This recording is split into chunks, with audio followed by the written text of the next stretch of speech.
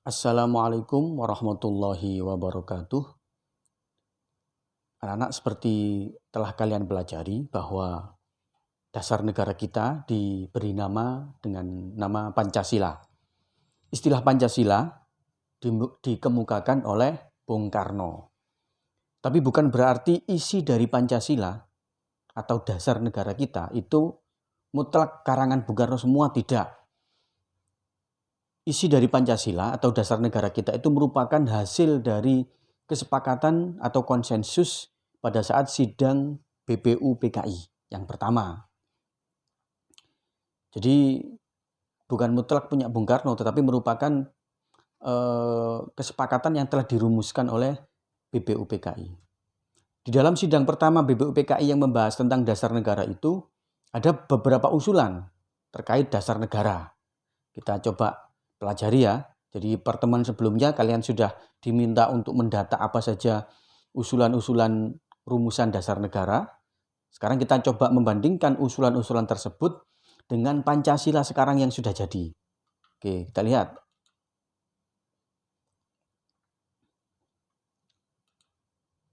Yang pertama ada usulan dari Muhammad Yamin atau Bung Yamin.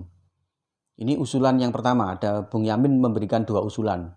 Yang pertama disampaikan secara lisan melalui pidatonya. Ini yang diusulkan Bung Yamin. Peri kebangsaan, peri kemanusiaan, peri ketuhanan, peri kerakyatan, dan kesejahteraan sosial. Kita bandingkan 5 usulan Bung Yamin ini dengan Pancasila yang sudah jadi, yang disepakati. Ini Pancasila yang sebelah kanan, ini Pancasila yang sekarang. Kita coba bandingkan usulannya Bung Yamin dengan Pancasila. Usulan poin pertama itu selaras dengan sila ketiga. Ya, peri kebangsaan selaras dengan persatuan Indonesia.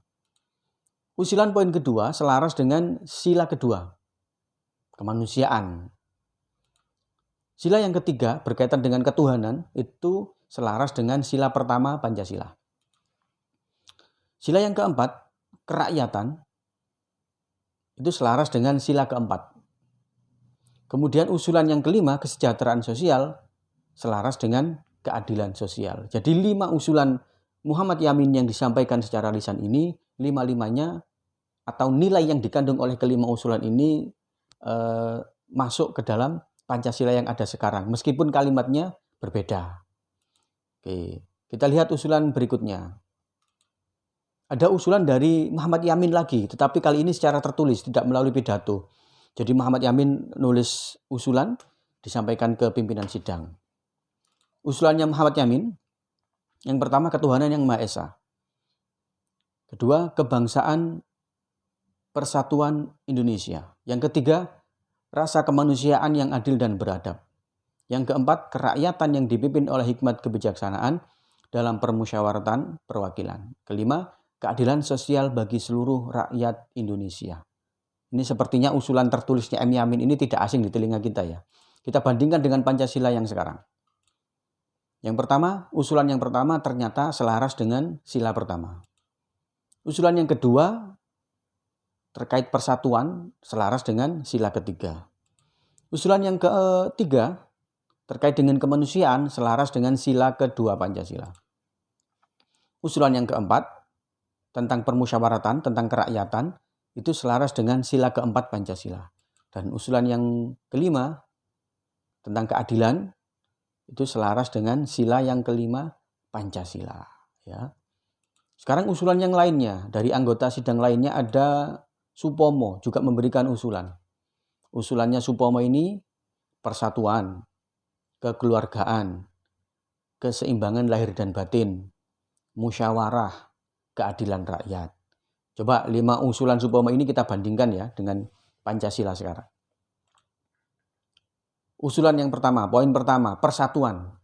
Ini selaras dengan sila ketiga Pancasila, persatuan ya.